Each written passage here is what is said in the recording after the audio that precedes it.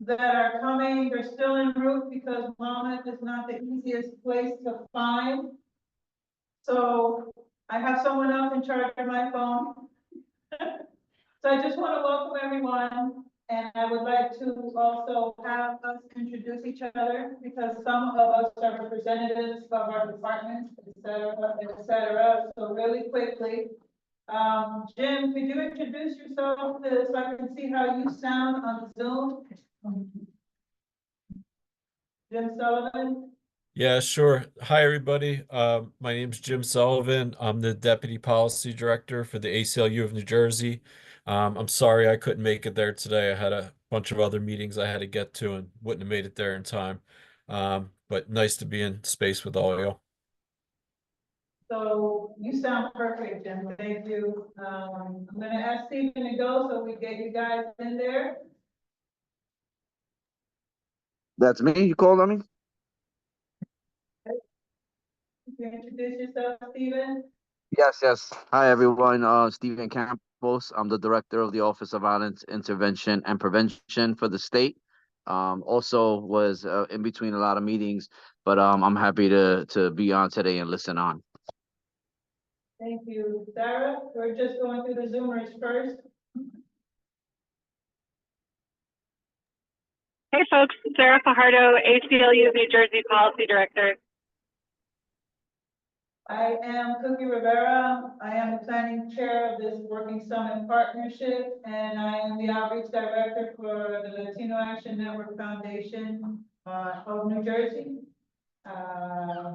Rebecca? Hi, I'm the Latino Action Network Foundation MSW intern, my master's in social work, and I'm doing that here at Monmouth University. And she's my intern, and she still has hair on her head. I want to make that clear. True.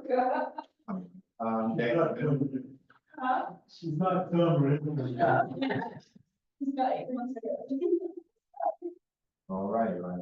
Damon Venable, you can call me Sharuga, returned citizen, community affairs and policy specialist for the Office of Public Defender. Oh, Hi, Nicole Swiderski, manager of the Community Affairs Unit for the New Jersey State Parole Board. Tom Moran, I'm the with UU Faith Action, New Jersey Unitarian Universalist Faith Action, and I am the chair of the Criminal Justice Reform Task Force there. I'm Terry Schuster, I'm the ombudsman for the prison system. I'm Ron Pierce, I'm the deputy ombudsman for state prisons. madam.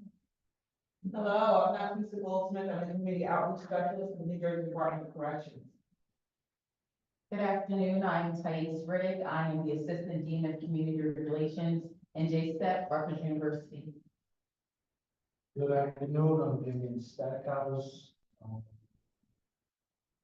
I'm a citizen and my role at the New Jersey Institute of Social Justice as a policy. Good afternoon, my name is Carla Carter. I'm the manager of the Juvenile Justice and Delinquency Prevention Grant Students, and I'm representing the Juvenile Justice Commission. So welcome everyone, and really we're going through a number of quick updates about where we are logistically with the summit and with the venue and all of those things. And we're trying to dedicate the last half of this meeting to getting any facilitators that were able to join to kind of practice with the summit starters. So that's why I've given you copies of the, that's what you, I'm putting them over, somebody else. Give you a program draft of what it looks like that's absolutely under construction at this moment.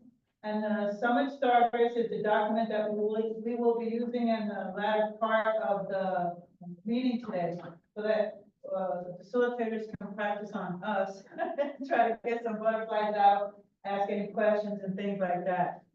Right now, the registration is open. Right now, we already have 34 people registered.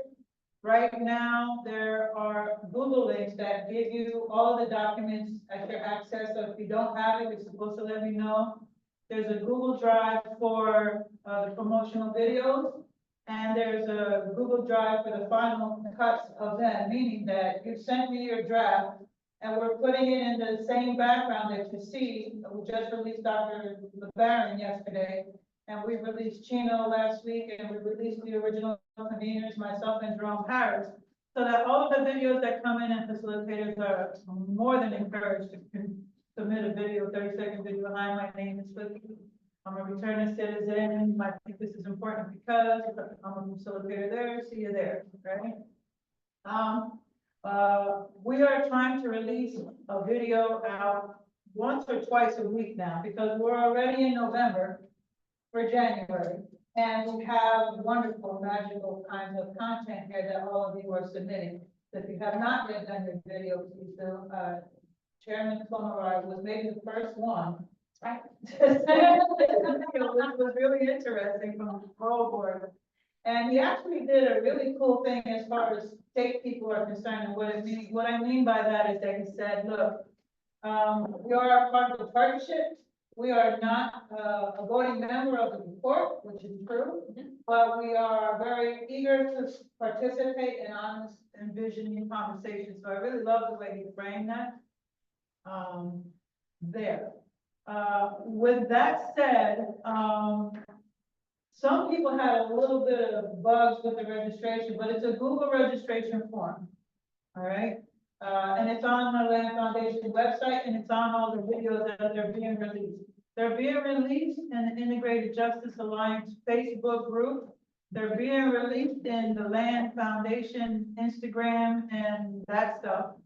And there's a newsletter that was released by Sophia Reyes, our girl, who kind of put all of the things in a bunch of links. So there's a YouTube channel for Land Foundation that has all of the finished videos as well. So that you can take your perspective video and put it in your camps, if you will, right? So a quick little note, I've been employed by both Land Foundation and the Puerto Rican Action Board since 2018. So I've had two simultaneous full-time jobs, but I'm no longer with the Puerto Rican Action Board. So my entire focus will now be on the summit and its achievement, right? So that's important. So I might be being more in touch with you all. The other thing I want to say is that these meetings are very hard to have in person because of the travel. And that's why we haven't had so many meetings in person. I've been, along with the foundation and some of us, been doing all of the logistical stuff in the background so that I don't have to pull you away from your offices and your lives, because some of us have life happening all the time, including myself, right? So that's why I'm wondering if we need another gathering like this before the actual event, because December is also conference month, December is also holiday month, December is also, oh my God, life month, all of that. So I think we want to think about that to see if we want to have another in-person meeting. Would probably be good or whatever, but that's up to us, because we will continue to deal with the logistics part of that. And what does that mean? Right now, Lenny Ward has left the room. Lenny Ward is with the state parole board, and he left the room because he went over to Mama's people who started talking about the logistical stuff here at the event. So he's talking to them about IT things that we still need to tighten up. He's talking to them about assigning the rooms. And he'll be back, and he's talking to them about finalizing the contract, because we have a proposal for the contract, but now we need the real numbers because we're ready to start dealing with that. I can also make an announcement to us, which is wonderful, is that the Victoria Foundation has awarded us $20,000 to get this thing started. So we already have the startup money. That's why we wanted to get a little bit closer with the fight with the College University to start paying the bills right away, all right? We have a proposal going out to PSCNG, who will probably follow suit like the Victoria Foundation. And on my way here, for some reason, LISC, list, I don't know what that stands for. I'm sure most of us do. Out of Newark has just donated $1,000 to us. And NAMI is donating us some kind of $500 worth of tchotchke things to give out. That means also that you should also be registering, your people. This is a free event. It's a 2-day event. And you should be careful to register people that you really want to be there. You really want them to contribute to the conversation of visioning. And the numbers will probably be tight because this particular university has a number of schools. It has a criminal justice school, it has a social work school, it has a, right now, piece of mental health school. So all of those students are also possibly, gonna be trying to sign up for this as well, right? So there's that. I've been talking to, we've met with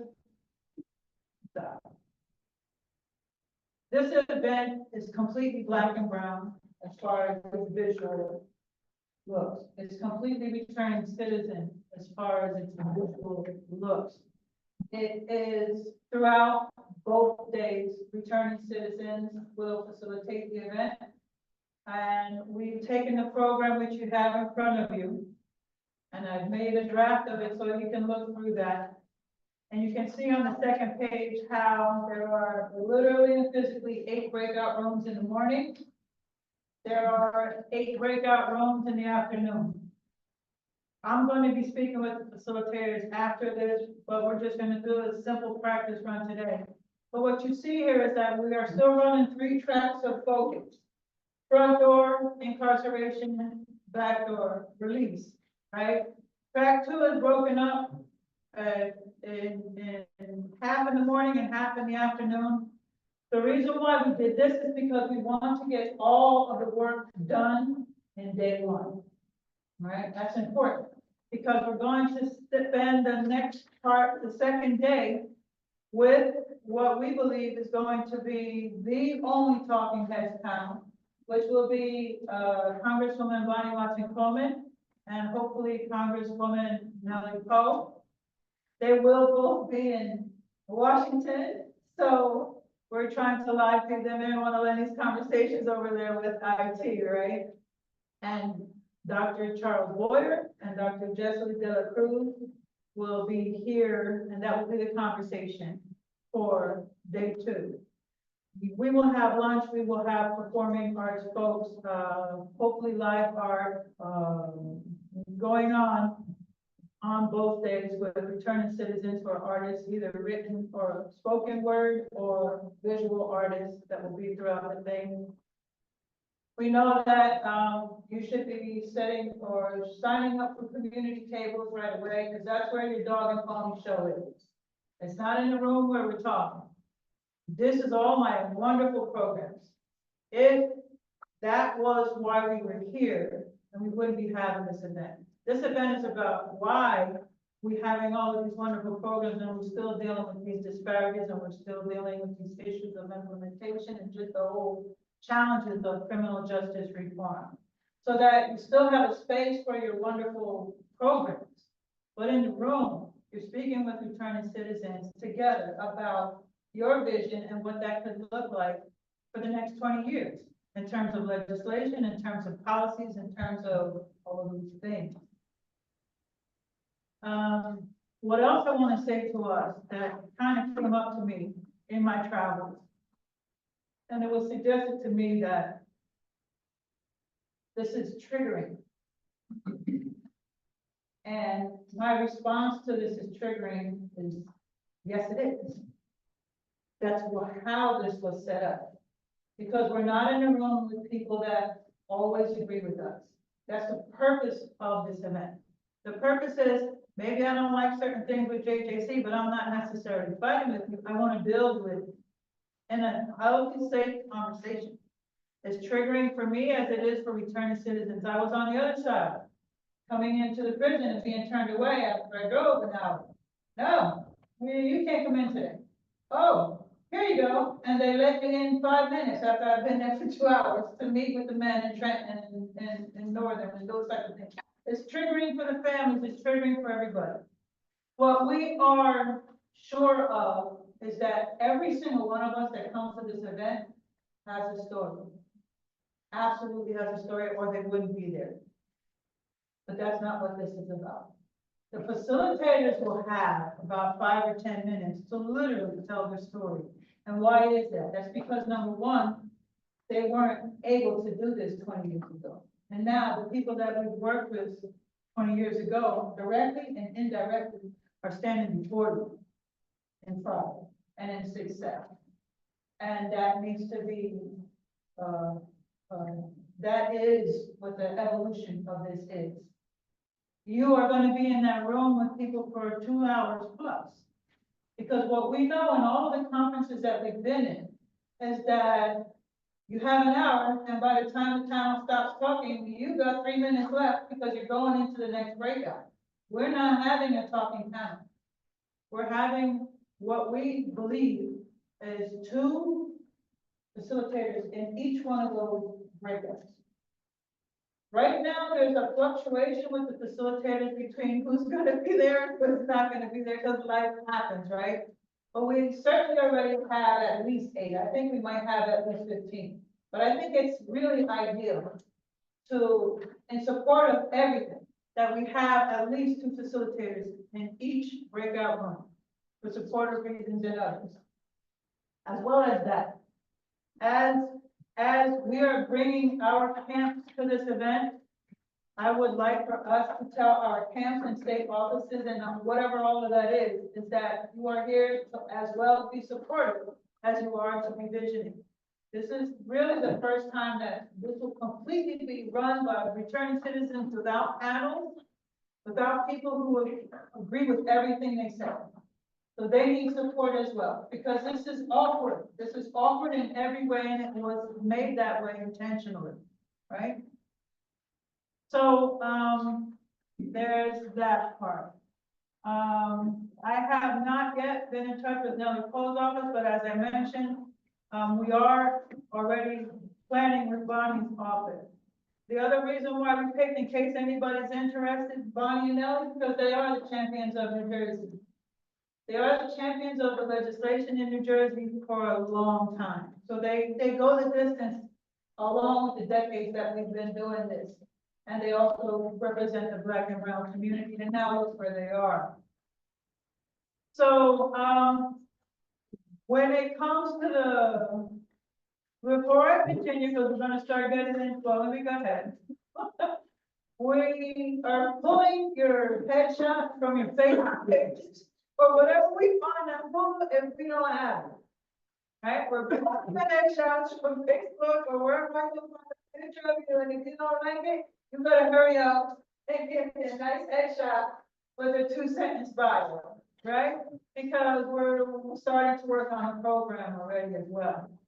You see it in draft here. For those who just joined us, please know that the draft already did it to them, right? Hey, Cookie, I just want to let you know that if Salvation and Social Justice just contacted me, apparently Dante is trying to find the room and he can't find it. If someone could like stick their head out and try to find Dante. Sorry to interrupt. Where, you know what's on the first floor? You don't know. Okay, where they're going? Oh, bio and headshot. Would it be okay if someone could possibly put my number in the chat? Put your number in the chat. Okay. Jim, she's gonna give, we'll put in Nafisa's phone number in the chat so that Dante could call her. I don't know what he looks like. Okay.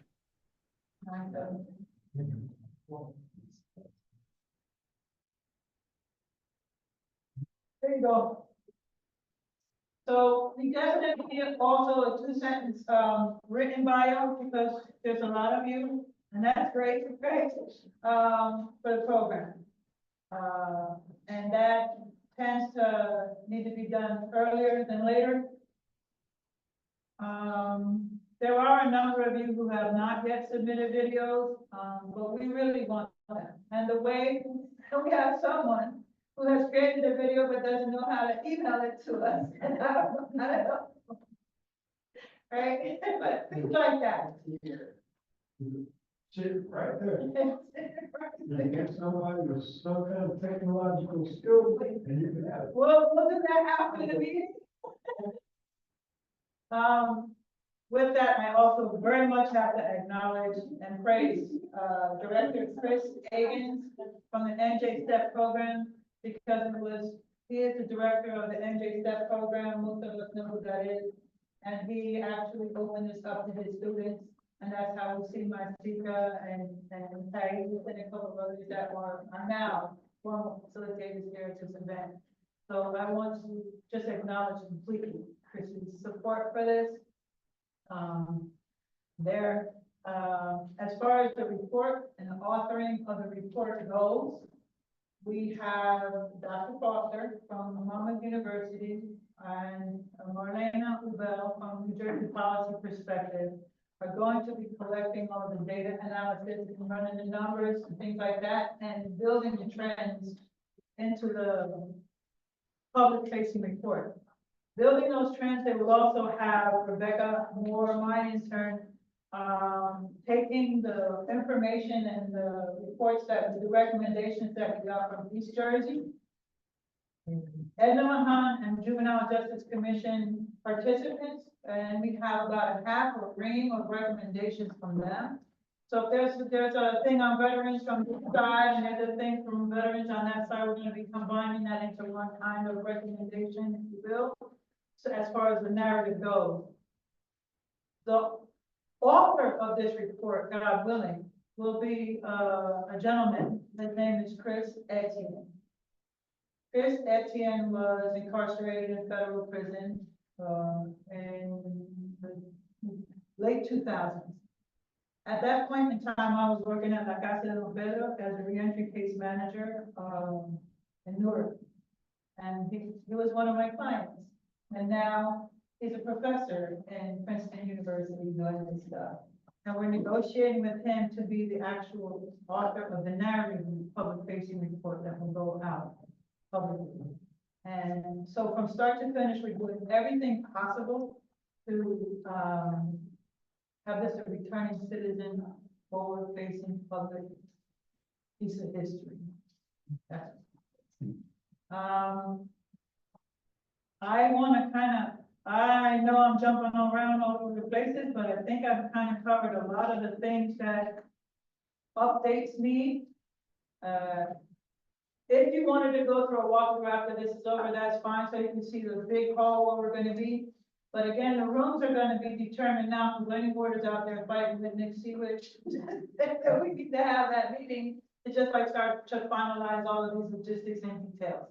So as far as the updates go, I open the floor to have comments, concerns, recommendations, something we're missing. Anyone?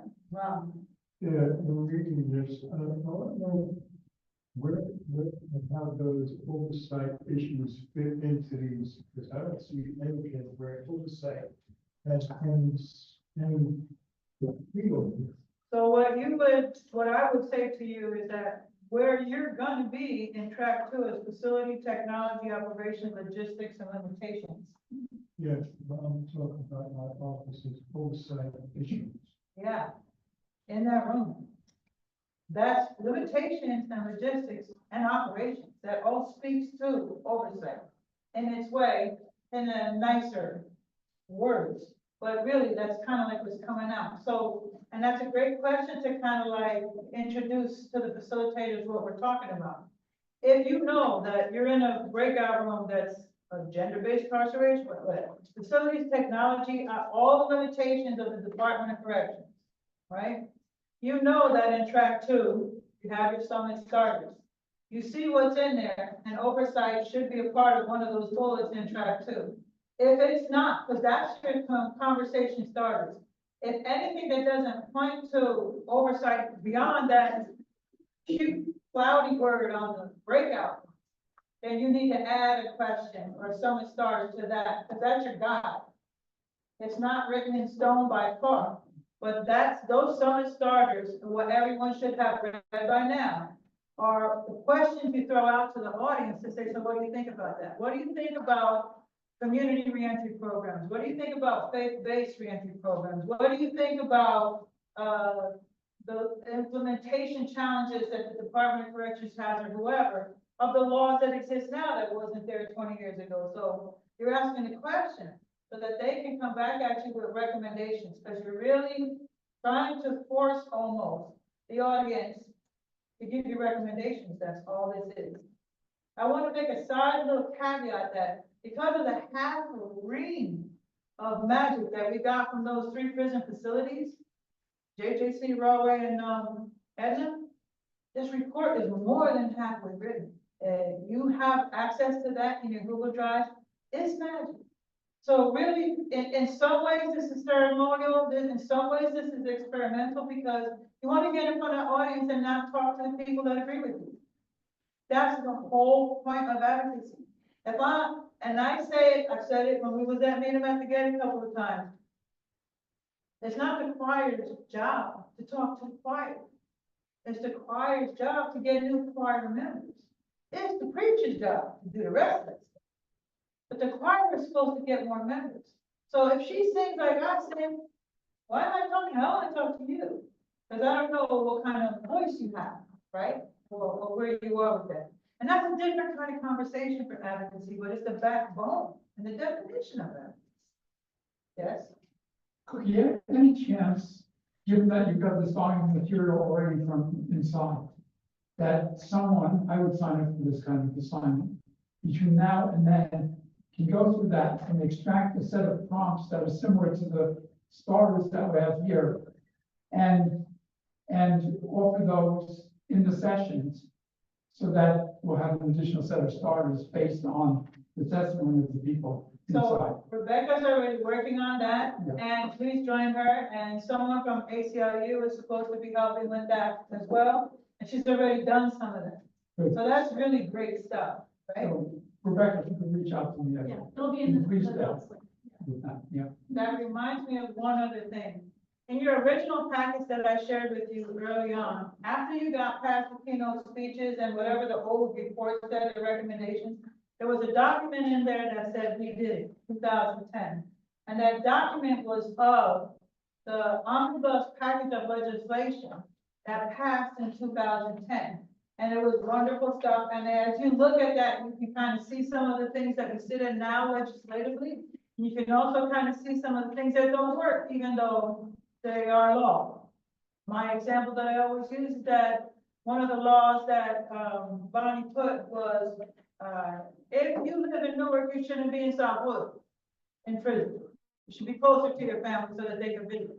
But how do you do that with a woman's prison? There's only one prison. So it sounds great on paper, but it doesn't make sense. And many of those laws, as you flip through those 2010 laws, you'll see those kind of challenges just in practice, right?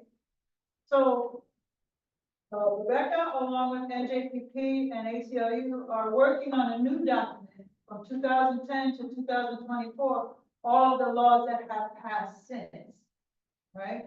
And they're trying to make it in the same kind of format as the 2010 document. So you can see it very quickly, the headline of it, or the 1 or 2 sentence synopsis. You can have the link attached to that. That should be on all of our websites or in the report, if nothing else. And, you know, a bit of what it is, but not to just have like 200 pages of all legislation and stuff like that. That's not going to be helpful. And I would say we probably doubled the legislation from 2010 to now that we had from Bonnie's omnibus package, which is also incredible and historic, and sometimes first in the nation kinds of laws, but we also know what that looks like and don't look like in practice, right? So that's happening as well. Who else had their hand up? Cookie, I got a question when it's my turn. It's your turn, my love. Okay, thank you. Grateful for all the work that's gone into this process. I just wanted to check in again about facilitation and how many folks, so 2 facilitators per room. How many attendees, like audience members, are expected to be in each room? So we have the registration set. The 400. Public. Right. The 350. So we're talking about dividing 350 into 8 and math. I failed every time when I was in school, so you can do that one. But you're breaking up 350 people or so into 8 rooms. 8 rooms in the morning, 8 rooms in the afternoon. I believe that we certainly have at least one facilitator in each room. We've trained about 20 plus of them. Life, liberty, and whatever else happened that they're having different reasons why some of them can't continue. And I believe 200% that as much as I believe in you, I believe you need a partner because of how awkward this room is. No talking heads, it's you in the microphone. You gotta shut up, Miss Cookie Rivera, because she's talking too long about what happened to her instead of visioning. All of those things need support. You're gonna have note takers in the room. You're gonna have somebody videotaping. There's supposed to be a live feed in the main room. We know that Juvenile Justice Commission, nobody else is gonna do that, is live feeding their kids from the Youth Advisory Council into this event in the main room at least. So we want to celebrate that as well. That's approximately 43 people. Thank you, Ron. 43 people per room. And you have 2 hours and change in that room. So that summit starters are really your guide, but really you're just opening the floor to have a conversation. You're 5 to 10 minute talking head about you and just celebrate who you are and the successes that you have now. But you really want, because you can always come back to you, right? But you want to open up the floor and challenge the audience to envision what the right kind of criminal justice policies would look like. It looks like in the morning there's 9 breakout groups. No, I tell you, this is completely under construction. Yeah. I think 2 hours is a long time. 2 hours is a long time for one person to facilitate. I'll just say that. Yeah, and 2, but we also know that in every single conference we've been in, that after the talking heads were done, people had 3 minutes to ask questions or comment.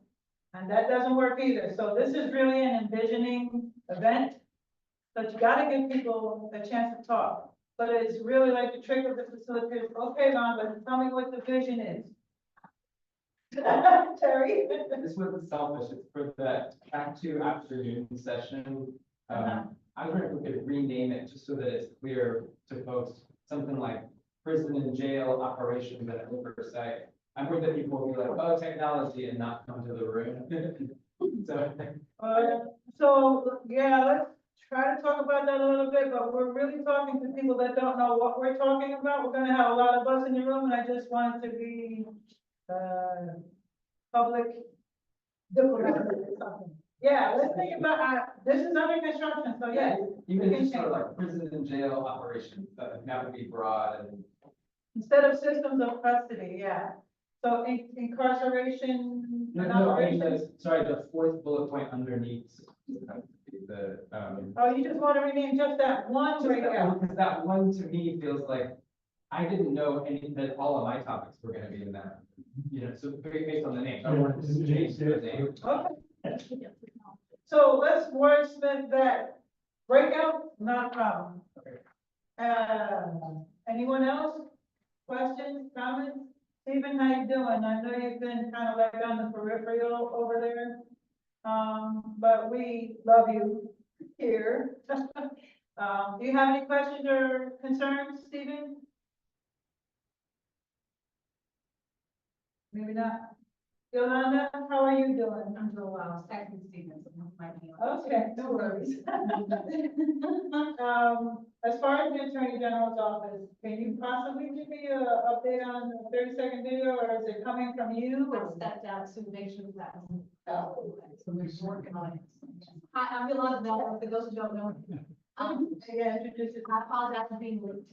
I work as, for those who don't know me, I'm senior counsel to the Attorney General, one of his advisors, and my portfolio is community engagement. So you'll see me a little bit everywhere, but we're just here to serve all of you. We are, if Damien sees me across the hall of the lake here, we are partners at the table with this and support.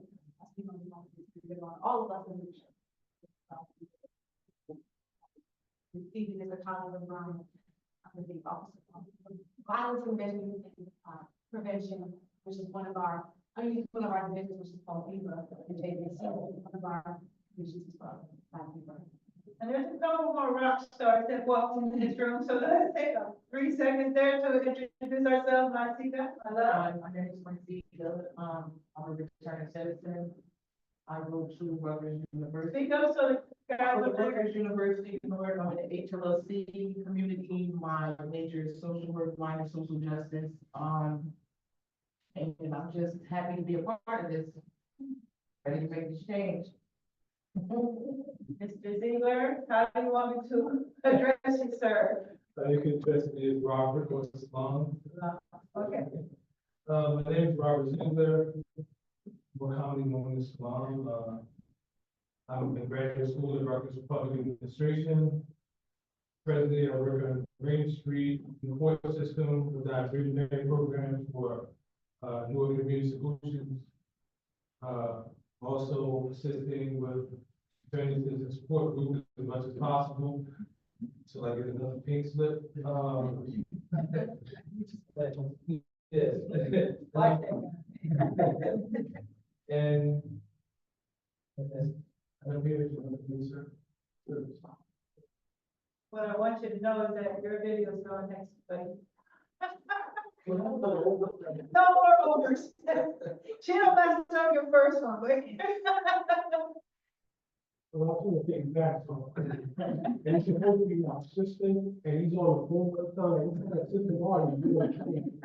Oh. I want to mess up your video. I get the whole problem. I was kind of cheating with that, she was the executive director, president of the group. I am, really real and humble to be part of this, like, being in prison, being dehumanized, being rubber, to having my humanity little by little be restored. We still have a long way to go, but this is part of the process.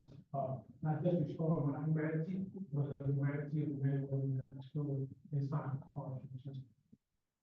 Okay. Dante. Dante Thomas, I'm here on behalf of Salvation Social Justice. I work in the Trans Super Street Team. I'm a high risk interventionist supervisor. I also run a fitness company out training called Team Chisholm, 15 and a half years in prison. Been almost 7 years yesterday, maybe 7 years.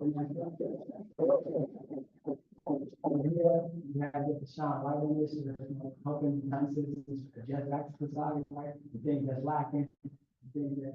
Other people think they know, but don't know, but they haven't been on the inside, and they have to come back into society, and that's someone that's blessed to be a part of this, shine more light on this. Thank you, brother. I'm sorry, I forgot one thing, this is, and I'm also interning for mine.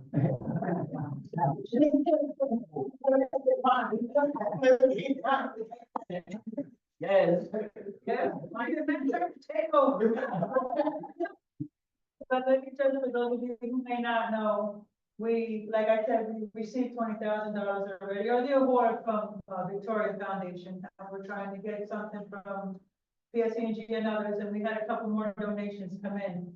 But once we pay the bills of this event here with Monmouth University and whatever, any proceeds that continue to come in, either or leftovers from this, or proceeds that come in thereafter, are directly pointed at those two men over there.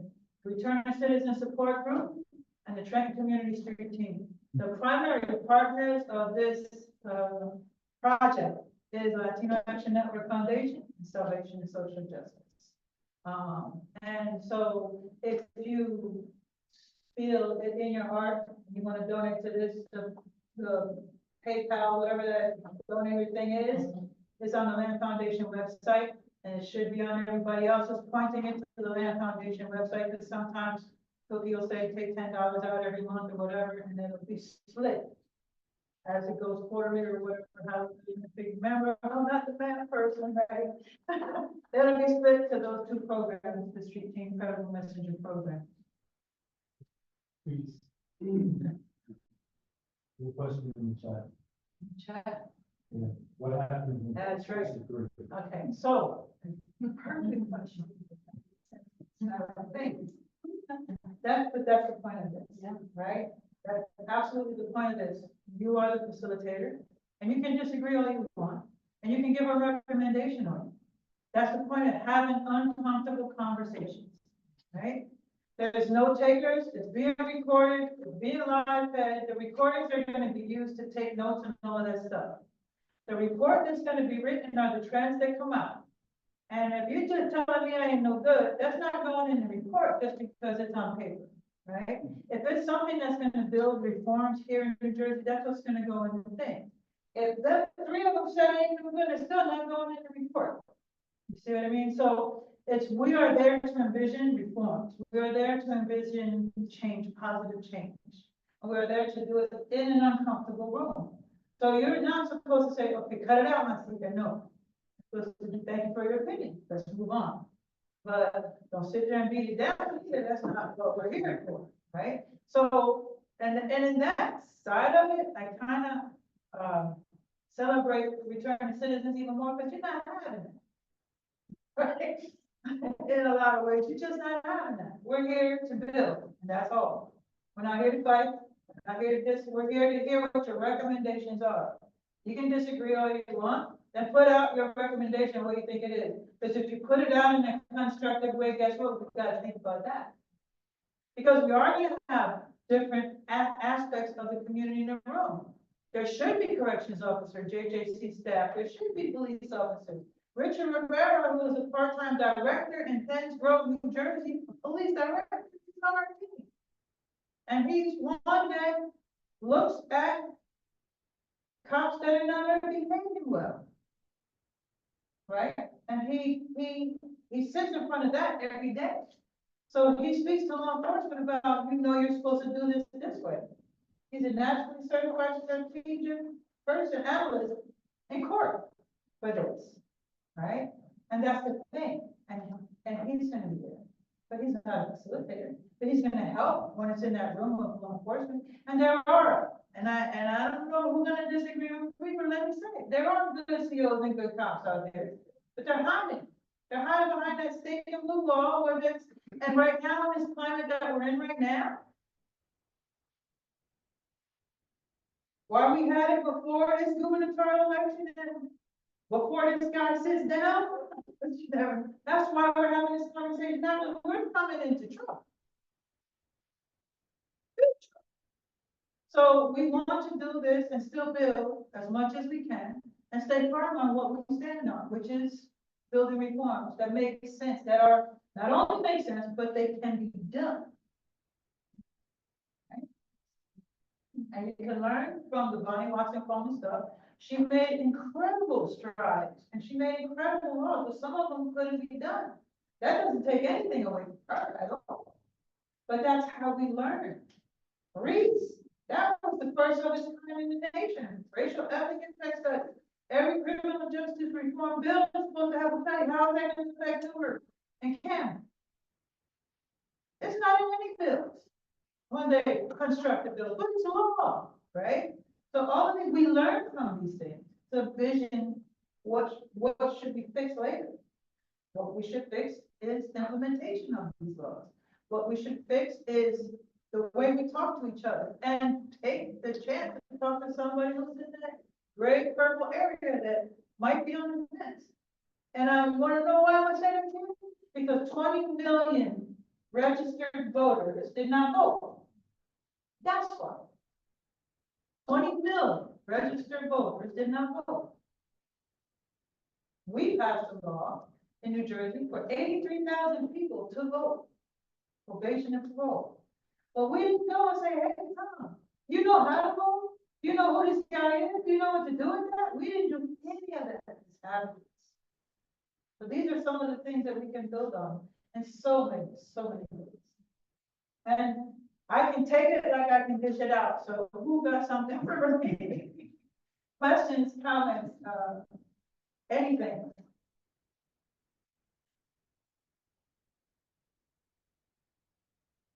I'm sorry, Carla, but I know this is your first time here. This sounds crazy to you. You wasn't in the JJC groups with us, right?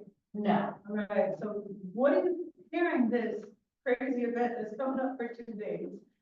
What I'm hearing is, something very positive. This is my first time here, that I've been considered by Lisa Mann, and, I'm impressed that it is being facilitated by all returning citizens. I think their voice needs to be heard, it needs to be at the table, and if we're talking about reform, it needs to come from the people who actually have lived experience. So I'm impressed with the entire event. Let me impress you one step further. The original summit was the model that we used came from JJC and JJDP, and it came from Lisa Malpaluso herself, when she was doing those conferences at the Law Center every year, I remember the disproportionality of the Juvenile Justice Commission. That's the model that created the summit. So you can know that, but we always celebrate that. So now facilitators, is there anybody else that has questions either in Zoom land or here? Recommendations, concerns, other suggestions? This room got nothing. What's going on here? I'm usually ready for it. So, sounds good, Tom? You mentioned a very powerful factor in what you just said about the regulatory state and how that impacts the laws that are passed. And it's something that I think is largely invisible, probably even to the people who attend this conference. I wonder if there's some way that we can provide some materials in advance or something that they can pick up on the table or something to talk about regulation and how it comes about and how it impacts the laws that are passed. Remember everything. In where the community tables are, where you are gonna dog and pony show your programs, this is the cool stuff that we do. We're preparing a visual chronology of the movement, so that you're gonna see the Bonnie Watson Coleman stuff. So we did it again, 2010 to 24. We're trying to make poster boards that will go in between the community tables to see Reese pass, Bell reform pass, isolated and see the chronology of the journey of this movement and its successes on the wall. So that not only will it be on the wall, but there will be handouts once you two finished up this.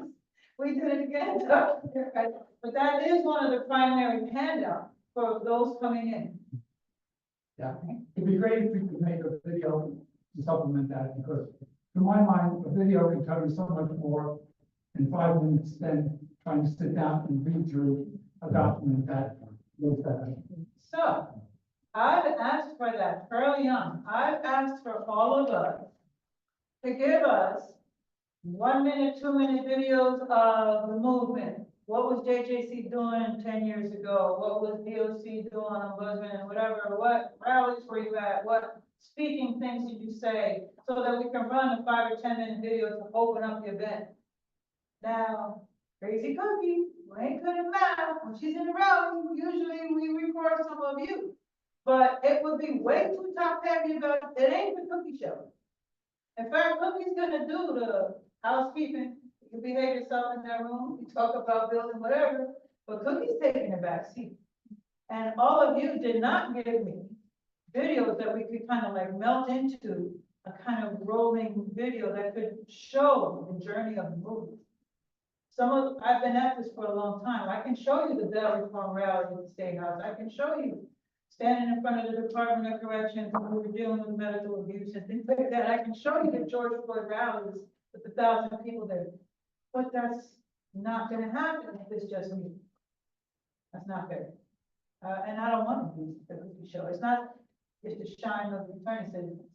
So I'm not gonna do that if it's just me. Well, I would commit to do something for the lobby on the regulatory state, but I probably would ask for someone from ACLU to help with that, because I'm not an attorney and I can lay out a framework. Or I'd like some expertise as we get ready to present something that would stand up to scrutiny. So I would like you and Rebecca and ACLU and possibly Marlene, that's camp too. By the way, she did submit her video also. To get together right away, as it's November, and it is holiday country. And it is conference country, and it is January 7th, where this is happening. So just like the video, I would love to have that video, because I know we've all stood in rallies and we've all spoken, and this one over here, another rock star over here, but where's the video? You see? If you wanna do it immediately. We'll get to work. Because even Chris Etienne, the guy who's gonna author the narrative report, we're still negotiating, but it has to be him. So he said, no, we're gonna all go over here and do this, right? He's such a wonderful man. But yeah, it's, right now I never. There you go. I read them all. But I see we got representatives here from ABC, The ombudsman, correct? Yeah, but- Thank you. and you say you were with JEC as well, right? Yes. And you were for Roll? Yep. All right, and you, This one? And Jay Step, I and you said, yeah, how you was. Nice to meet you first.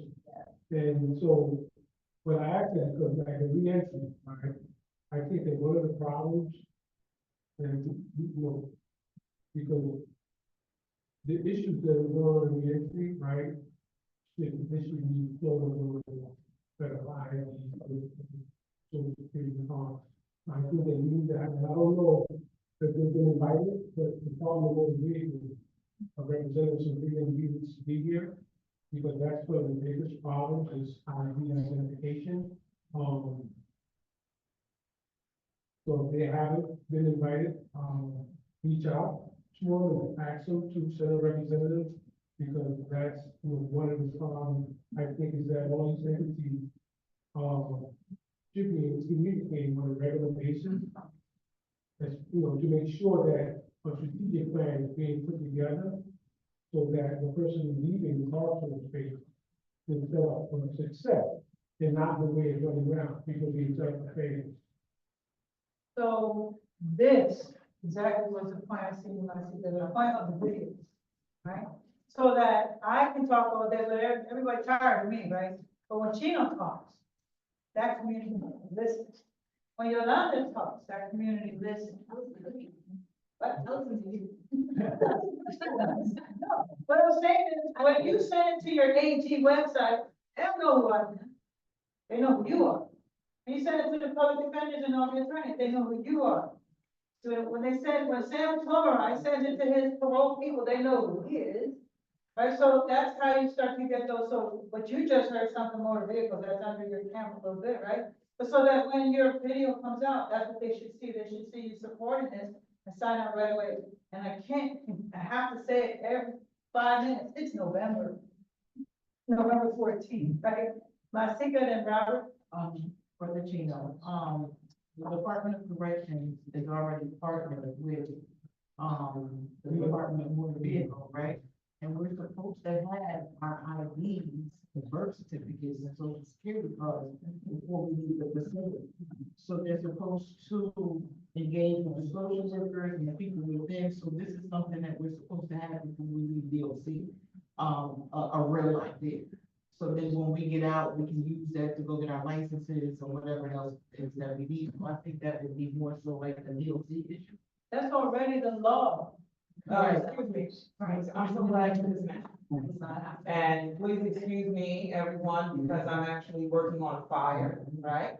But what I would like to, share with you is that for the past 2 days, all I've seen is buses come in, individuals getting their motor vehicle IDs, because we have a motor vehicle trailer that's set up in the back of central office. So you must also understand that this is something that is an individual's responsibility, right? So they have to say, yes, I do need my ID. And what we have discovered is that we have quite a bit of folks that say, no, I'm good. My mother had my, credentials. I haven't put up. So, this is, it's in the works. Individuals are coming by the busload, literally, getting their IDs. So the facilities are, I guess, transporting people from like Absolutely. right, central office for that purpose. Yes. What is the time frame for that? So, yeah, because The reason why I asked that question is, there's a difference when you have a release date as opposed to a parole date, right? Yeah. And so with release dates, I remember being inside and watching guys go up 5, 6, 7 months, getting all that taken care of. But when you have to go before the parole board tells you, like 45 days, hey, this guy's about to go home. Yeah. Too late, even social work said, hey, it's too late, we can't, we literally can't do nothing for you. So, Well, I like, think we also know that when you come in, that is something that's shared with you upon your intake and your orientation. That these documents are something that you need to go ahead on and get and have, which will be put in file for you throughout the time of your incarceration. So from the moment you come in the door, you know you can get these things. So if I now go up for a date, you know, I go up for parole and I'm given a date, I'm not getting out tomorrow. Right. Right? So there's only so much individuals can do, and this information is on hand. Now, if in the event there is a unique situation and the individual is not able to get their identification, then that's a little different. I can, get an actual time frame for you, because I don't work in programs, to let you know, oh, you know, 6 months or 3 months, or, hey, we can do this in 2 days, right? So I think, I can give you some clarity on that, but it is available from day one. Yes, Ms. Seeger. I just wanted to say from my experience, because I just came on. They came around and gave us the paperwork in the units, maybe a year before I went to halfway house. And when you get in the halfway house as well will set you up to go and get your ID before you're released as well. So, I see Robert, and then I saw Damien, but let me say this, this is a summit conversation. It's in place, what's working, what's not, what can be done better, this is absolutely that. And then to your point about motor vehicles in the first place, I'm gonna take that further. I'm taking that further because we're dedicating our resources to you two. Salvation, social justice, returning citizens, right? But there, you need more resources than what you have. And it's not, everything is the way she does it. He does it different, she does it different, and it should be, the funding should, and those resources should be pointed that way, and that conversation has to be had about max out, oh my God, right? That's not even still talked about, still to this day, right? So all of that, this is summit started conversation, so Robert wanted to say something, and then, Damien wanted to say something, and Nicole wanted to say something. Robert? Well, perhaps, this may fall under operations of the DOC, but it's just, you know what I'm saying, so just, yes, I've been on the phone, my phone is always ringing, because some people do fall through the cracks. I get a phone call as we're coming here. Listen, I just got out Tuesday, I had this JK card, I want to talk about these vendors, and I can't do anything with it. I can't open up a bank account, what you gonna do, you know, I mean, money. But the idea he can't move with it, so it exists, but it serves no purpose in real time, because it doesn't have any money. So where is he gonna get money to spend the night, other than, you know, an address that he had provided for his release? So I guess my point is, I want to talk about whose purvey is that for vendors, they pay vendor services, operations, right? Yeah. Is that what they fall under, or Well, is there no oversight for JPay? well, just that, vendors, period, Vendor period. hold them accountable. Okay. How much they get, how much, you know, how much profit is in there and all of that stuff. Those are kind of like conversations again for the summit, but you see how this is happening, you don't even need the summit starters, because you can get right into it. That's why you are the rock stars of this event, that's why. Damien, oh, Excuse me, I need to ask a question.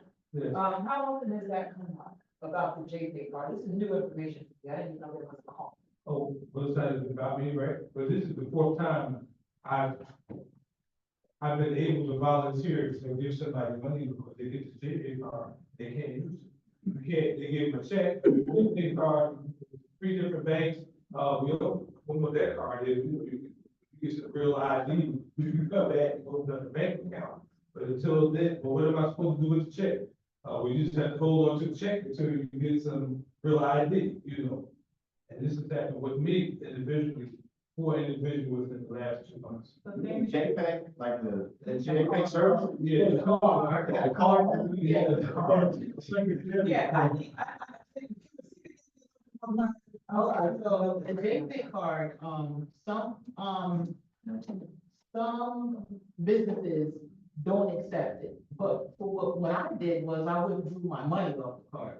how can you do that? At an ATM, you could go to an ATM and withdraw your money off the card, they charge you a little fee. Yeah, they charge you a fee, but you could withdraw your money off the card and then put it in your account. Or for me, I just use the card for pocket change, so I use it at stores that took it. They would, you know, you swipe it, swipe it, swipe it, but if you need the money to put it in a bank account, you could go to the ATM and just take it off the card. You have to set up, you have to go online and set up your passcode, so you can use that passcode to use the ATM. That's an issue that we've been addressing, so we have a good relationship with MTG Bank, they know it. So somebody can go and say Chino said, and they will take the card and withdraw the money and open up an account. Right. But all bank institutions don't do that. They only do that because we have a relationship with them, right? But, you know, like, for some people, that's just what we do. Right? To activate the card. Oh, The other problem, yeah. there's a problem with this called strictly, right? So if you got $10,000 and you want to withdraw your money, every time you withdraw the money, that's a fee, right? And when you come home, every penny matters, right? So not only that, I want to add that when the COVID release happened, hundreds of people were coming off the buses and we were out there in a number of locations. But there was a number of people in that, and it has to be said because there was too many of them.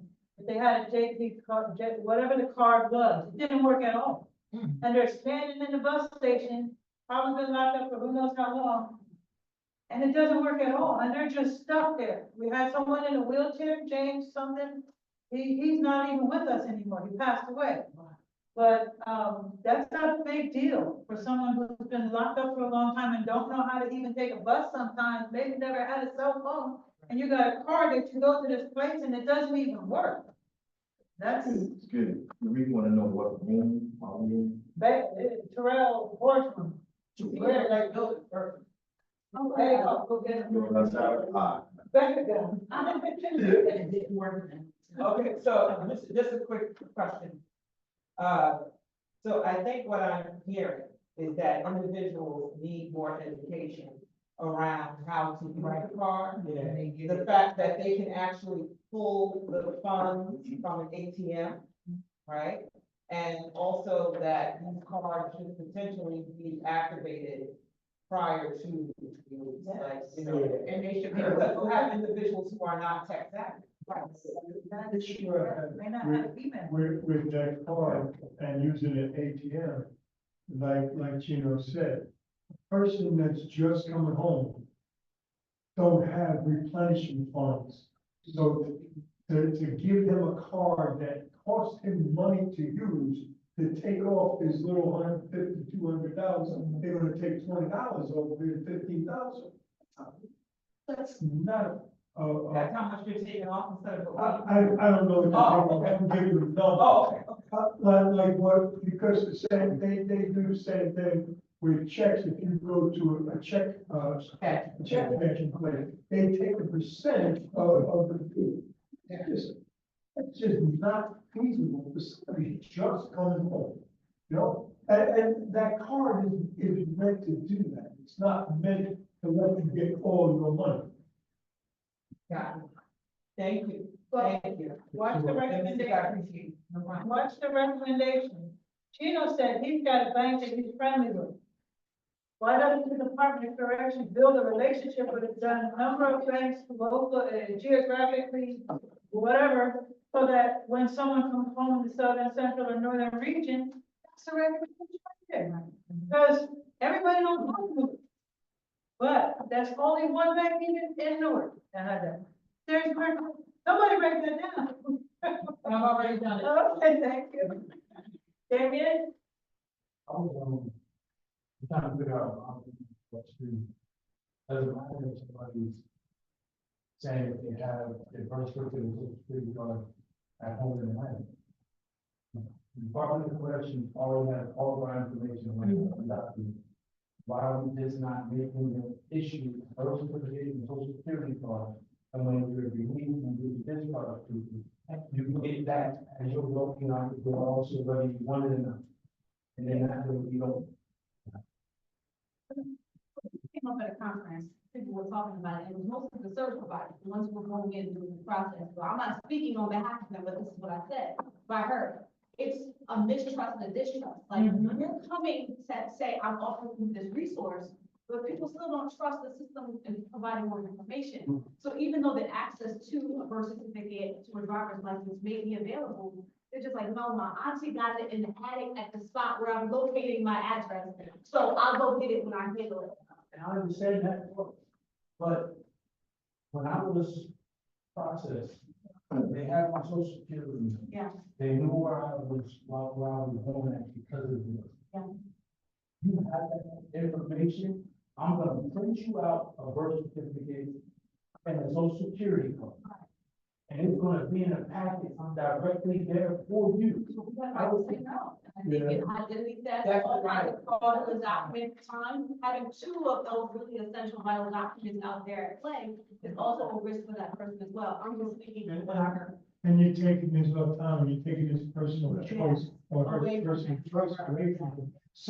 Something that really at the reentry process, you should be starting to give them, not then continue to take it away. So if you say, whether you want this or not, we'll give it to you, you're telling them you don't have a choice, but to do it the way I want you.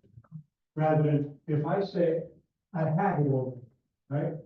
If I say that, then you should accept that I have it, I don't need you to provide it.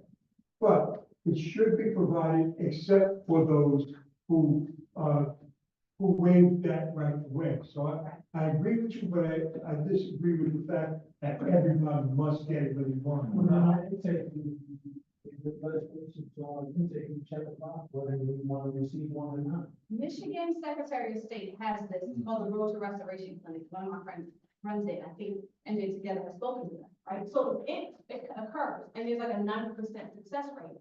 It's 5, 6, 7 years down the line to build that level of trust where people understand the process, and all the way up to if the person no longer lives in the jurisdiction, they're tracking you all the way to police and saying, why don't I want that by the line? And people are doing it, but it takes years and years and years. I don't want to speak for them. I just know that there is Michigan Secretary of State's office has the exact same model, but it's taken them a long time to get it up and running. So it started. You see it? You can spend a half hour on birth certificate. Right now, thanks to the Department of Corrections, let me say it right here. We're in it behind. Those women said, we got problems with Puerto Rico.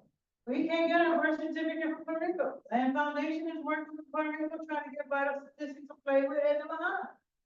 System started, summit started, and this is why 2 hours is even not honestly enough time. Once we get down into the weeds of it, because there's a systems conversation about choice or what do you call it, my right to something. And there's a procedural conversation about check the box, but I have set it up in a way structurally that I can give it to you. You don't want it, fine. But then the system still has to build the structure so that they have it. Because you're incarcerated, right? Like you said, you walked in and they have it, right? But do you want it? Doesn't pay anyone, but they still have to build the policy and the regs, whatever you call those rules, so that you can do it. And that they have the resource to be able to give that to you, yes, ma'am. I was just wondering if the Department of Labor should be invited. A couple things. One, I know that, on the county jail level, the Department of Labor is coupling with, the courts and probation, and they provide a lot of support. They provide, I just went to the name of that conference. But anyway, it's like recovery court. So like people are, so employers, second chance employers, the courts, probation, everybody is working together to provide, employment opportunities to returning citizens, but it's people would have done, for lack of a better term, county. And the conversation was going around about the fact that there isn't necessarily programming and support to support people who are, justice impacted coming home from the prisons. And also, we were told that there are reentry navigators in every one stop throughout the state. I could not find that information on the Department of Labor's, website. And so I'm working with people who are coming home, who are trying to finish their education at Rutgers and also want employment, and I'm trying to, point them in the right direction of resources, and it's like, if it's there, it's like cryptic to find it, and so, yeah, it's like, so, I think that getting the Department of Labor as a part of the summit would be essential, because, you know, housing, employment, are the foundational supports that people need to thrive as returning citizens. So this is, again, this is why we're doing our video. Because we know who belongs there. Motor vehicles supposed to be there. They're doing great right now, but they can do better. Good. Department of Labor, God knows we want to talk about aging out 16 to 25. Do we really want to about the Department of Labor and jobs and things like that? But yes, there's apprentice programs, all those things. But yes, they're supposed to be here. But again, God, 350, 400. But if I got 20 deep from parole and I got 2 from this one over here, we're not gonna have those conversations. So the point of the promotion of this event is to go in your camp and almost honestly, because of this, because of the diversity of the conversation that has to be had, that we should have someone for each one of those camps. So who knows somebody in labor? Who knows somebody in VFD? Who knows somebody in the Department of Health? Who knows somebody in housing and all in DCA? Who knows those people? But they all belong. Every single one of them belong here. And so you're already seeing 3 come out. Cookie and Jerry, original conveners. Chino came out. Dr. LeBaron came out yesterday. This guy, Salam, is going out next.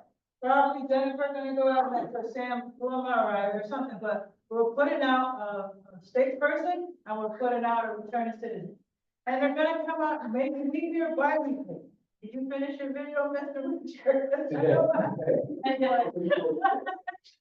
the right to be I don't know what the best. Right, right. So it now really does start to fall in everyone's hands. You're supposed to invite, you're supposed to be there, and you don't need it to be top heavy, because this ain't no, we're not taking votes, we're taking the best of the best, and that's what's going in there. Jerry? On day 2, at the end of the day, we're looking for partner commentary with that. That means that we were very intentional about not having talking heads. But we also have state leaders in this room, and we're very blessed to have them. And so that we still kept the whole thing black and brown with Bonnie Watson, Charles, Cookie, Jesse, and Ellie Cole. But there still should be a space for the department heads to say, give your feedback. You were in the room, but you sat with Cookie in the back room and you let them shine and do what they do. But in that part of it, it's like the plenary thing where we all giving feedback. But they should be pointing at Terry Schuster first, at Victoria Kuhn second. You know, then in between, and just mix matching that again. So that you can give your feedback, your honest feedback, your constructive feedback. Don't start talking about your cute program that you got. How does this feel about the vision moving forward from a department that you're able to say, I guess? I mean, I don't know. We kept the summit starters anonymous so you could say what you want to say without putting your name on it. But over here's a place to stay open. Governor Murphy's invited to this. We're working with people over there too. That's the only other person that would not be Dr. Brown that's running this show here. Besides that plenary in the second day afternoon. And Joel Nunez is the keynote speaker for that day, to be reminded. Yeah? So Yolanda? From the, facilitators, I'm kind of inspired by the conversation we just had. As the facilitators are in the room doing what they do, are they having allies to kind of help them who are like soft partners, although, you know, Everyone in this room is soft partner, Right. number 1. right, Number 2, that's why I've been so, dispatched on over here. I want to make sure that they at least have 2 facilitators in each room. I know I have one in each room. And I know that they can do whatever they're gonna do, but at least two facilitators, that we can put actually on the program that goes out so they can see, that's one thing. But everybody from every department, you should be going back to the Attorney General's office and saying, whoever shows up here, we're building. We're not dog and pony, we're not smashing, we're building. But what does that look like? So that they come in there knowing that this is enough, because it's offered as much for State Department says it is for returning citizens. It honestly is, because State Departments know how to talk about how cool they are.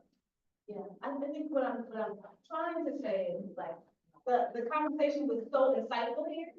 And each one of us chimed in on a piece of it. Like, what I hear, so-and-so saying, what I hear so-and-so saying, and to help the facilitators with that. It's not that we're framing what they're trying to say, but we're in the audience. That's moving the audience around for them, so they're not stuck in trying to interpret and facilitate. Absolutely, and be reminded about the recommendations that came from the prisons.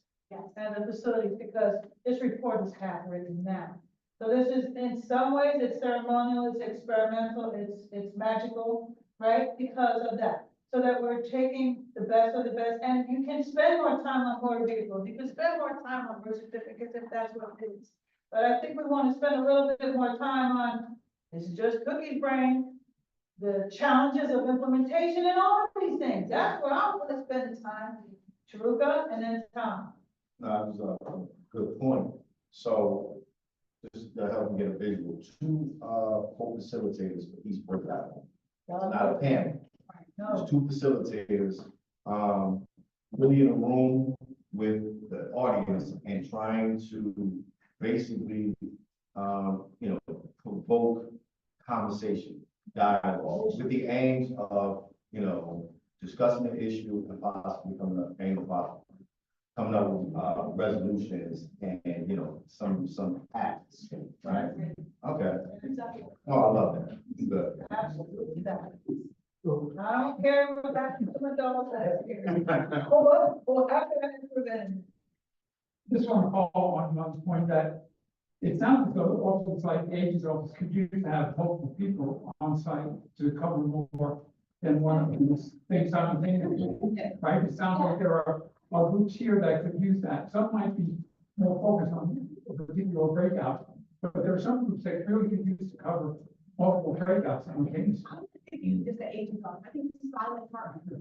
We're sitting there to people that help the facilitator do their job. Like, we're just there to lift them up as they're doing, and we're there not in our role.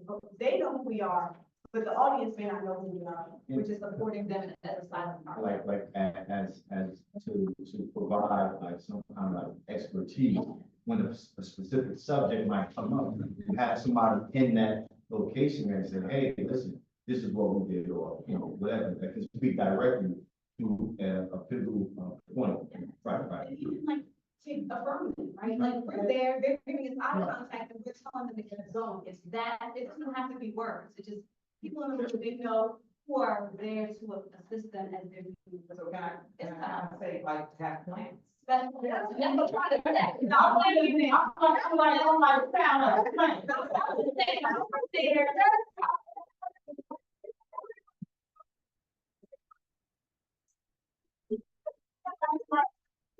keep going. That's that's starting for the day. Like, That's right.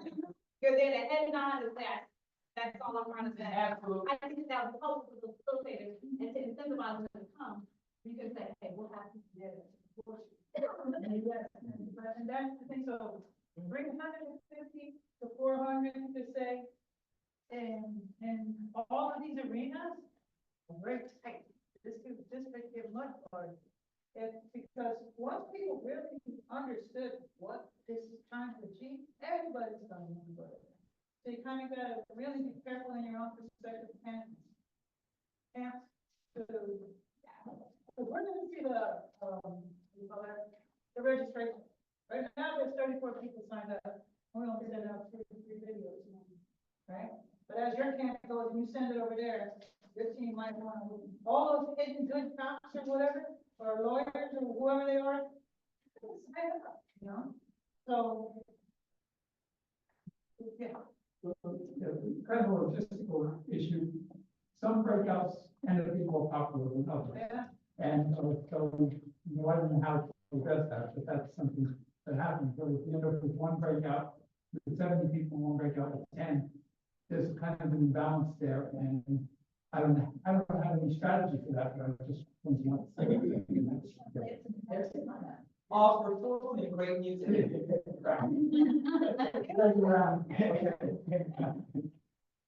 No, but that's why, sorry, Chief, that's why we did the breakout like that, pick two. And then I'm in charge of a little bit of housekeeping before they're on RSP.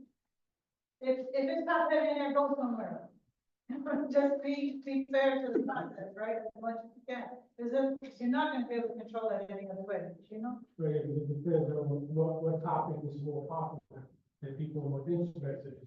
No, I just wanted to go back to, when I think you mentioned it too. What is the problem, with laws and regulations and prison and society is that laws pass within our court. I was having a conversation with Rob and with my sister people, when I was in prison, the person they came was in the handbook. Right, and in the handbook, so you have the right to people respect, you have the right to X, Y, Z, X, Y, Z, X, Y, Z, X, Y, Z. But it looks good, right? On paper, but is it actually really right? No. Right? I want to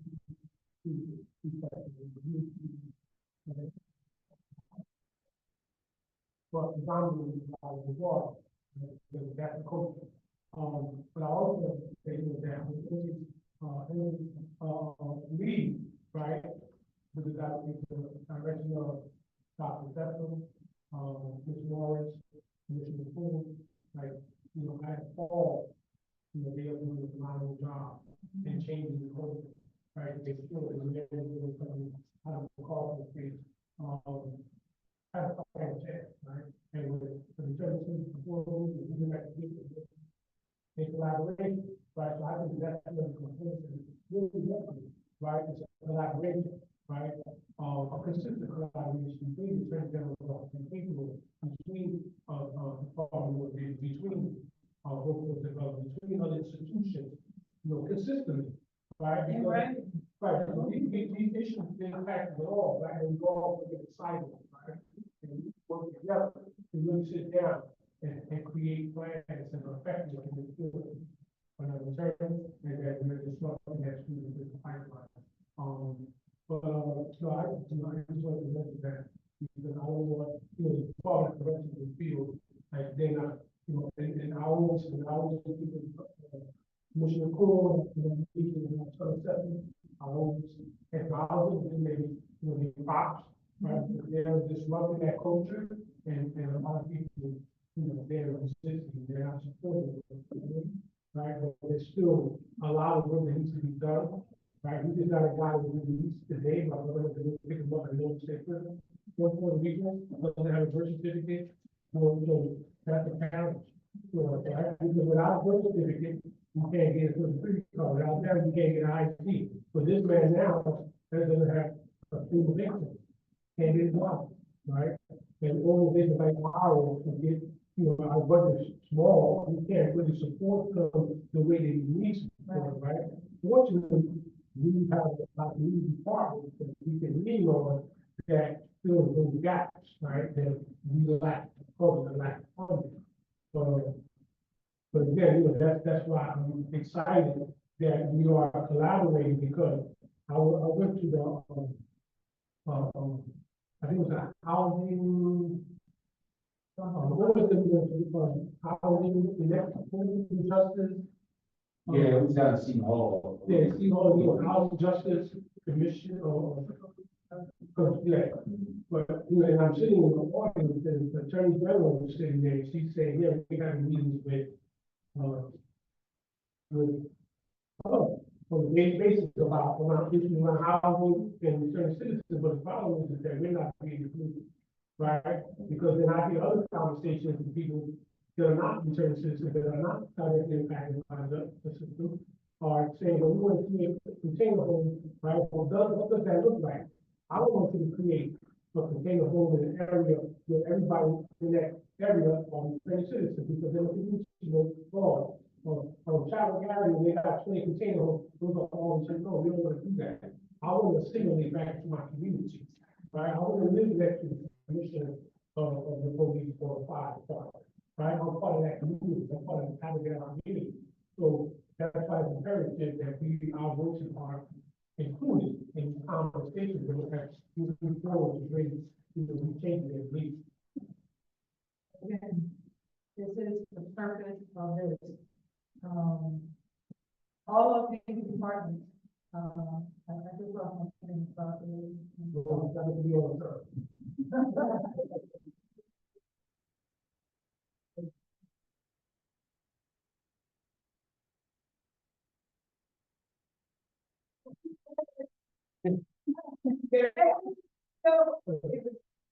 Get the election. What just happened? Oh my God. Now we're gonna have a gubernatorial race. What's gonna happen in a year? We don't like Commissioner Q. We don't like Matt Flanagan. We don't like Matt, but they're showing up. That by itself, we gotta slow back a little bit. They're showing up. They can't get away with everything. When Victoria Q came up to me the first time, she said, all right, this is good. But by the second time they realized what we're doing is now she's the prisoner's commissioner. See? So who's gonna replace her? Because in a year's time, she ain't gonna be there. Do you see how important and historic this is for this to be put on the table? Black, brick by brick by brick, this is what it's supposed to be. And only you guys can do that. You didn't have that opportunity before because you were still not. But look how important, and look at the year coming in. That's why we did it now. Because they're showing up. There's a lot of things that I disagree with Matt Flanagan about, but there's a lot of things that he did and still does. Office of Public, all of these laws that he's doing, charging police, he's doing all of it. He's doing it. And we don't acknowledge that so much because we're mad at what he didn't do. Same, and vice versa. So Dante, I'm not gonna let you get away with this here. How would you feedback me? You're a credible messenger. You know which room you're gonna be in. How do you see this? Because any one of these topics, we say 2 hours is a long time. But look how long it took for us to get the motor vehicles and for. See what I'm saying? So it's not a long time. If we're having a constructive conversation, it's always gotta keep that in mind. Go ahead, Brandon. Oh, it's a good topic. A lot of things coming up. Housing. Still need to come out with applications. That being convicted felon, that means something with applications. We're trying to get them housing, right? We're trying to get that. And you said, y'all, that convicted felon still means something. Even if they said, don't mean something, that means something. That company, background check. So all of them still big issues. And a lot of times people don't come from prison with the mindset and the patience of being turned down, right? No, no. That's a hard thing to do. And stressing the people who don't have family support, right? If you come out here with really low family support, it's tough, right? With family support, it's tough because you still want to be a man, right? You still want to do there's certain things that you want to have your own, right? You might have kids, you might have, so you got a lot put on you. So this discussion goes back to a lot of those parole, right? Parole, probation. Once I come home, you still see me as the criminal. You don't try to help me. You don't try to do nothing, extend a hand or direct me in certain places. It's all about, come here, take your morning. Oh, that's a pop up to your house 4 in the morning. You know what I'm saying? They came out with down 4 o'clock in the morning. I didn't know what I'm doing wrong if I've been home already a year and you had no issue with me, no dirty now. Why you out in front of my house not going to go 4 in the morning? To come in and say, what's that? Then walk me up to my bedroom, look around and see who I'm here with. So these are a lot of issues that traumatize people that people then don't want to mess with the system. Like, I don't even feel like them, right? They still treat me like the same person I was when I was. There's really no second chance. Really, on hindsight, there's no second chance. It's good on paper to come back and say, I'm trying to see me. Oh, you get a second chance, now you pay the debt to society. No, I'm still being told no because something that happened 17 years now. You know what I'm saying? And I paid my debt over that. It didn't have me in prison 7 years home. And still, if I go fill out for regular applications, I still get turned down because of the conviction. So those sticking points, right, and then it's some hard things, it was like, oh, go back to school, everybody mindset, coming from prison, people who come out and really catch that bug and get right onto it is the ones who put some work in prison. Like, I mean, we was in there already, we was in there focusing, we was there trying to do whatever we said we couldn't do, we found other ways to do it. To educate ourselves, to better ourselves. So, because a lot of times it's not just in the system, right? We gotta look in the mirror too. Thank you. Like, we have to look, right? We know the system, got a lot of things to it, but you gotta look at it too, and it's trying to help people get people to understand, even inside of prison, there's nowhere where people, they tell you, but you say you're looking at mirror, right? You know, with counselors, caseworkers that's inside of prison, you just another number, another person in here. The officer says, and then when you come home, you still that number. It's not your name anymore. If you're on parole, you still look at it as that number. You're not looked at it as a different person trying to strive and do something different in society. So there's a lot of twists that gotta be taken in this. And then when you're dealing with people come home from prison, it's really like understanding steps. So I had a young boy come home from prison, August, 19 years old. Right, I was meeting because I met him to my job, so I go out, met with his parents, talk to him. So me, I'm getting familiar, like, figure out what he want to do. I'm not gonna tell you what to do. Right, I'm not saying, yo, go get a job, go work in a warehouse real quick. Nah, you might want to do none of that. So I just start talking, communication and everything. We know that, right? So figuring out what he wants to do, what's his steps. So he gave me a lot of steps. So he so happened to mention he wanted to start clothing line. Right, he's been looking into it. So happy, I might jump, I got all that stuff back because I've been doing it. And what I did is, this is what you do. I ain't got no money, I'm not gonna go, right? This is what I could do. God, I'm meeting with you. You can come like that every day you want. If you're serious about this and you willing to put time in, because it ain't gonna happen overnight. And for the last 3 months, he's been there, every day consistent, learning to make his own program. Right? So if we give support systems, right, and understand that it's not always about a job. Everybody don't want to get working. When you come from that, definitely when you're a person selling drugs in the street and making a lot of money, a job is hard to go get. You know what I'm saying? When you saying you saw 100,000, 200,000, 300,000 in shoe boxes that you had stacked in your room, a job is only paying you 16, 15 hours an hour. It's hard. Unless you realize that when I was in prison, I was only getting paid $40 a month. So I'm gonna make these sacrifices. So, Yeah, it's a lot. No, I'm just saying, it's a lot. No. to respect, how do we go there? The question is, does this feel good to you? Is there any concerns to you, right? But so facilitating, you see more than 8 people in this room, more than 8 facilitators in this room. Some of you have said to me, go to where you need, that's all, right? I'm still working very hard to get you all a partner. Some of you may partner with each other, but only a returning citizen will qualify in the right time to be a facilitator in this event. So what that means, if I'm missing something and you know somebody that's good for this, we need to know right away, because they have to go through this homework. They have to understand where you've been to know where you're headed and how you're going to deal with that. So I'm going to be more in touch with us about, and by the way, there's someone, I'm meeting with the Garden State Equality tomorrow for the gender-based incarceration. They have someone who's a returning citizen who also was involved in some way with immigration detention too. So she kind of has a couple of lenses to speak from, right? So that's good. But I want you to think about the rooms that you're in. You kind of know where you are. You're in there with law enforcement in there front of with Damien. And think about who should be in the room with you if you don't have a partner, whoever you are. You know you're going to be dealing with housing outreach, and Gino's going to be dealing with reentry programs and discharge planning and all of those things. But and the max out, that's just part of all of it. You know what I mean? But I need you to start digging into this and looking at this, because this program is wrapped. So we have to tighten it up, like within the next 2 weeks, I think we should have this finalized. We need to change the name, like what Terry said, let's change the name. The one that you know that you're more expert in, and the one that you're gonna be in, what you need there, you let me know. If you know of a returning citizen that you want to partner, it's okay. But they gotta do the work, because I've had a couple talk about showing up, don't show up, don't excuse themselves, set 3 more meetings, don't show up to none of them. And I ain't got time for that. This ain't my only job. Ask Gina, I'm a good DJ. No, but what I'm saying is, it's gotta be somebody that's consistent, that's reliable, that's right, reliable, but we need to know now.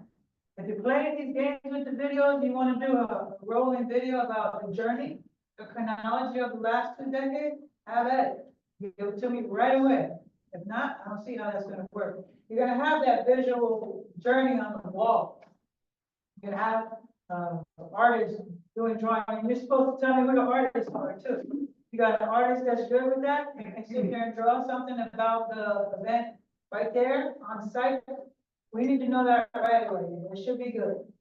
Okay, spoken word artist, I was talking to Ibn Shakur out of, Jersey City.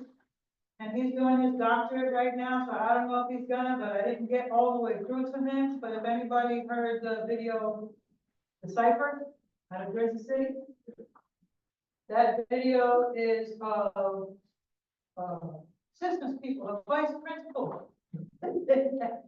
It's people who are in professions here in Jersey City that did a video that just blows you out of the water, called the cipher.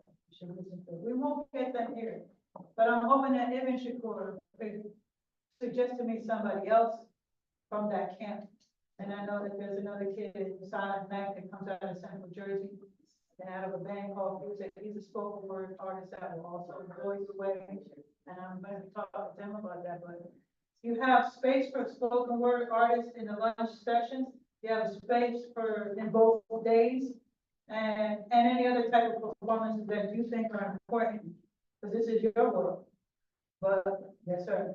Can you remind me again the deadline for registration? Right now. No, there's no, the deadline is not a date. The deadline is a cap of how many sign up.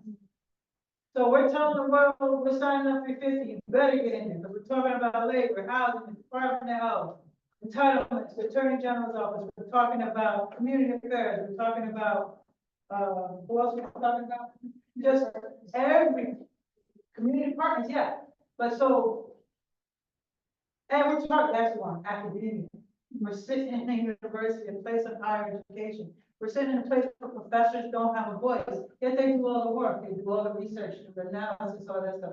There's space for them here, right? So if you're talking about all these arenas, it fills up overnight, right? So you want to be intentional about who you're sending that invite to. Like Salam said, please go there. She's gonna think about it more than anything, because she don't know from campaign. Or when you send it to somebody, they take that serious. They think about the different arenas that have to be here, more people and all the rest. I'm sorry, so I guess I'm asking, as the registrations come, in, is a person that's tallying the number there, that's, Rebecca. Right here, and Rebecca and Sophia from that foundation. Okay. And I'm almost wondering if you could see it yourself, but we can get periodic updates to you. Because all of you should have access to that Google Drive. It was sent to all of you. You might need to have permission to get in there if you want to around, but we're doing the work. If you want to see it, fine. You gotta let me know if you can't open it. Right? What Yeah. else? You had just said something I wasn't sure about. You said, as far as the facilitators for each track, they have a list out, or we still trying to put that? We're a little straight now because of a couple of people called up. I'm not saying a lot, because we're about 12, 14 feet now. So if you're saying 16 is double, you really only need 2 or 3 more people, but are they in your perspective space? Is it in law enforcement, public defenders, attorney general side? Where are the missing people? So reentry's good. Reentry got, Chino, we got Alter, we got Sammy Kids, they got all that. So you're not even looking at it. You're looking at where the gaps are. So now you have to immediately tell me, yeah, I can put my feet.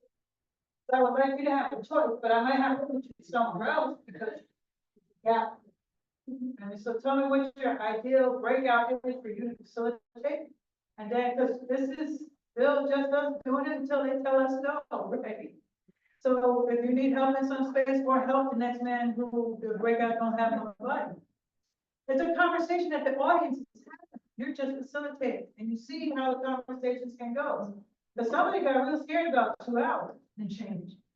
But if you talk about what's subject, you spend a half hour, and it's in place. Just don't work sometimes, right? So 2 hours ain't a lot of time. But we're still gonna walk out with magic. And let me say this for the record right here. I may not even be around in 20 years, so one of y'all gotta take this over. It shouldn't have waited for me to reconvene it. Me and Jerry Harris convened this for Salvation and Social Justice. You guys need to take over. I'm not as young as I was. I'm 35. Yes. If you find somebody else, because I know I'm with this, we're not facing, what about the voting rights? Right now, it's just. Jim Sullivan. No, Jim Sullivan and David Stackhouse. Voting rights. I have Ron on voting rights. Well, we got Damien and Jim, and they're both like on the brown card. Okay. And Damien just been hired to fill your place at Institute for Social Justice. Oh,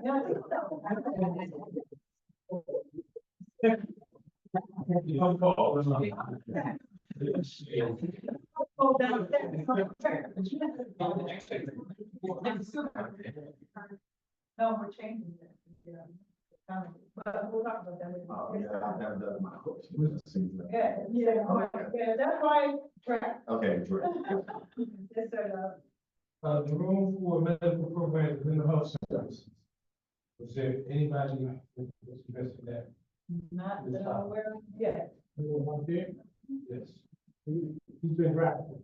It's been a long time. This real. Medical or mental? Mental. Mental health. Well, they're both the same. They're not, they're, In track two. so they're not together, but they might be able to be put together if that's what we agree on, because somebody saw 9 breakouts instead of 8. And if you're comfortable. Huh? Yeah, so we can combine this and pull one down. So I'm saying this is in draft, but because of the conversation, medical and mental health for me kind of goes together as much as it stands in its own.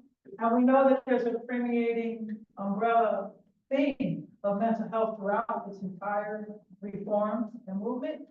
But if you're comfortable as a primary facilitator, I can combine this and pull voting down into the afternoon. And then we'll be back to 8. But it won't need to be a part, because she's doing, gender based incarceration side. Yes, I'll be second, I go right along with that. And I'm hoping to bring you this person. We're meeting with Garden State Equality tomorrow. So I'll be in touch with you. I don't know if you're available. You could join that meeting if we have a date. I don't know if we have an hour yet. You said when is it? We spoke with Garden State Equality. Okay. And they have a person that would like to facilitate this event with gender-based stuff, but they also have a immigration detention lens to it. So they have a gender-based transgender lens to it, and they have an immigration detention. So I think that's wonderful to have that kind of conversation in that room, because it crosses all incarceration. If I may, You may. I'm just feeling this, right? It may be good, Stephen, to have a sit down with Dr. Joanne Foster, who's here at Mom, who is an expert in women and gender studies. So to have some more background, some research, current research, right, as it applies to incarceration, carceral spaces, I think she'd be a great resource for you too. She taught in Edmond, right? Yes, ma'am. And she's on the board. Yes. Yes, ma'am. Yes. In our office. But she's not here today. So, Yes, sir. I don't see how it's moving, I know it's track 3, right? Program, that's kind of like your baby, Okay. because that's housing, really. It's it's a hidden word of what it's really about, coming home to something. Coming, I gotta watch back and forth. but I just want to, I'm not going to say.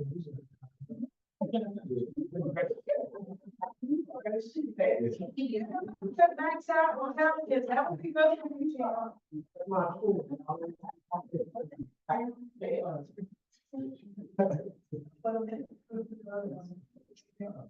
But you know, you be doing max out because they're coming to you across the board and nobody talks about max out. And I don't know if anybody that, because besides, if you're not on parole, probation or whatever, nobody's giving them money, then they got nothing.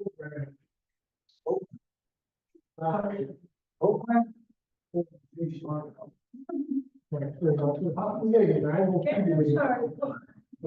designed our model, right, we was the students on max out, because I maxed out, my brother maxed out, and, you know, now the students will be, just go, but prior to that, you know, people who maxed out in prison had a higher rating of citizenship because they were coming home and they didn't have no provision, no probation, no type of prison, just coming home, you figure it out, right? So the first 72 hours is more critical, the first one comes home, right? But no, definitely, we get a lot, right? Men that come home from prison, and I ask them, I go, the NJV exists, and I go there with my brothers, we have other providers, we go into the prison. And, so, you know, one of the things is that we stay away from the program. Right, that's why I said, we on top of each other. Trigger, because programs, right? So a person who literally say, nah, what you get the program, you do it. Right? Services, so that, people are more respect, right? You're offering service versus telling somebody, this has a program that can help you. You've been in prison 20, 30 years. And you come up with a program, and you never return. No better. But I left prison before that. They need to take the same program that I'm sure you're and I know what to do, I can deal with the problem. So, yeah. Here we are in 2024, and I'm still waiting besides us to see anybody do a conference on max outs. Because there's no funding for that. Because I want to keep you under supervision for that. I'm still waiting 20 years later. Yes, ma'am. I'm listening for real. So hypothetically, we're going to have these conversations, people really start feeling empowered to tell their truths and their stories. Where's the soft landing for other people to be in the room? We have to facilitate to cut them off. This is the first time they're able to say something about their experiences. Who's helping to manage the additional listening after the person has finished? So that's why you just saw me and Dante kind of go at it, because I asked him a question and he started going into all the stuff he does. That I need a way to respectfully move us on because we're in the time progress. But that's really hard. It is. So where's the third person who comes in after Dante tells the truth? That's the point. Yeah, the But it's a plan, but it's also in the prison, that's part of my housekeeping stuff. I'm not here to hear your story. I'm here for you to build with us. And you have to carry that so that while I'm saying in housekeeping to the entire audience, when you get in that room, besides my name is, besides my 5-minute story is or 10, that's the next line. We're not talking about stories, we're talking about answers, solutions, recommendations. We want to, that's housekeeping. So if I respectfully ask us to move on, this means no offense to you, but we have 2 hours, which is really nothing. Because we could spend a half hour on it with Damien and then Pisa. So if we have a couple of self-care rooms, somebody in the room. Yeah. That actually be self-care model, so somebody needs to speak. Absolutely correct. That's why we're in the room. That's why you need a partner. That's why you need 5 plants in your room. It would be Tom than me. I'm sorry. It's you then. Okay. Any thought about setting up several kiosks in the open space? They take record people or record people who have pent up statements that they want to make, that they could just sit down in the kiosk in private space and, say something. Because it does disappear. This day will disappear. And if you're in a room with 45 people, 15 of them ain't talking. Now, these are the types. Yes, so I just wanted to say that in spaces like that, we'll find. Yeah, correct. Sorry, you just had a, on the kiosk concept. Oh. Okay. So, just quickly, I was just thinking about how in spaces where we are, you know, being truthful, right? It does ignite others to find their voices. And so we would never want to hush someone's voice because then we are being oppressive, right? So to have, like my brother just said, you know, those, you know, wellness, you know, rooms or individuals, that would be great because this is a space of work. But in the work, there has to be healing. So I think that to allow someone that, you know, people can have this talk, right? Let's do that, because that person's voice may be the very voice of change that we need. So I think.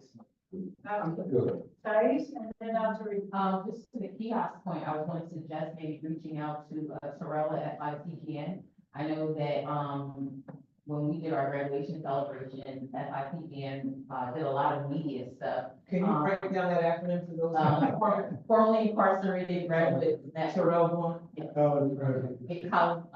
can send that. So I was just gonna say like that, they provided that support to us, at no cost. So I know they had a capacity for it, but like, you know, reaching out to them and maybe seeing if they would wanna partner with something like the kiosk, some media stuff. So then here, we're in November, middle of November. I need y'all to step up.